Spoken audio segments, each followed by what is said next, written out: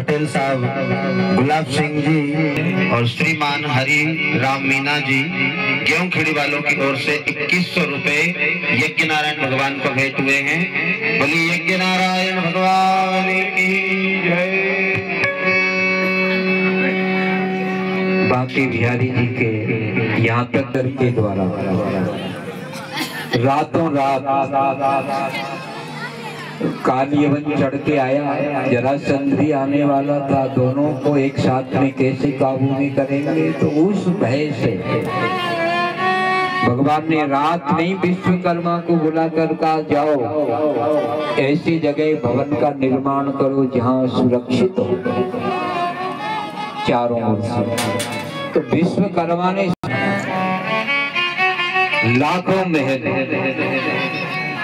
अब वो कितने मंजिले इसका तो कोई प्रमाण नहीं है, लेकिन द्वारिका का निर्माण किया और भगवान को कहा प्रभु तैयार है द्वारिकापुरी।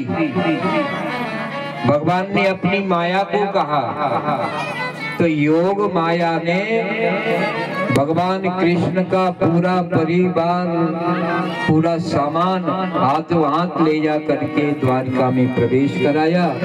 और अब भगवान के पहले विवाह की कथा श्रवण कीजिए।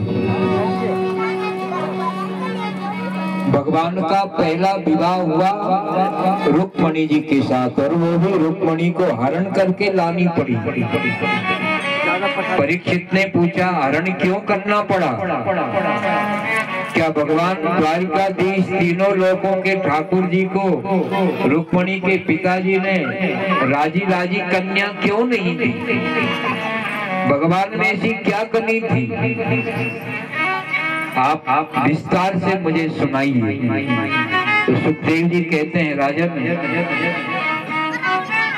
उसका कारण ये रहा कि एक दिन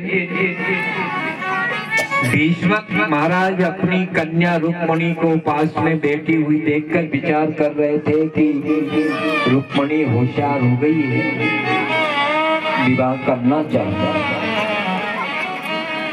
लेकिन हर माता पिता की सोच होती है कि कन्या को बढ़िया घरबार मिले, बढ़िया दूल्हा मिले।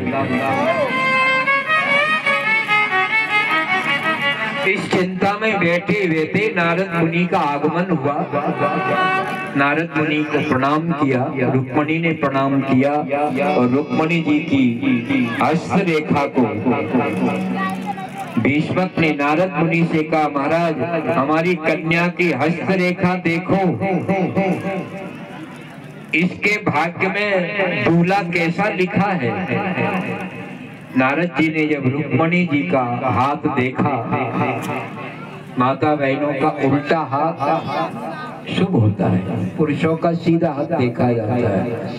और अपने हथेली में विधाता अपनी भाषा में लिख देते हैं, जो हस्तरेखा विशेषज्ञ होता है वो उसको पढ़ भी लेता है। तो जहाँ विवाह की रेखा होती है वो देखी, नारद जी देखते ही रह गए, और भी रेखाएं देखी। तो नारद जी को बहुत देर हो गई। रुक्मणी भी असमंजस में पड़ी कि ऐसा क्या दिख रहा है, कुछ बोल नहीं रहे, कोई गड़बड़ तो ना हो। विश्वक ने कहा क्या हुआ महाराज?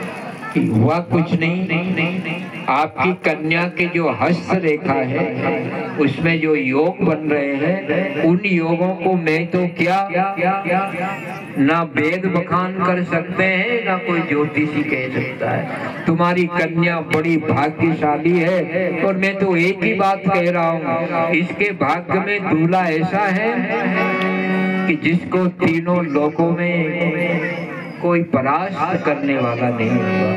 जो रुक्मणी के पति का नाम लेगा वो भव सागर से पार हो जाएगा।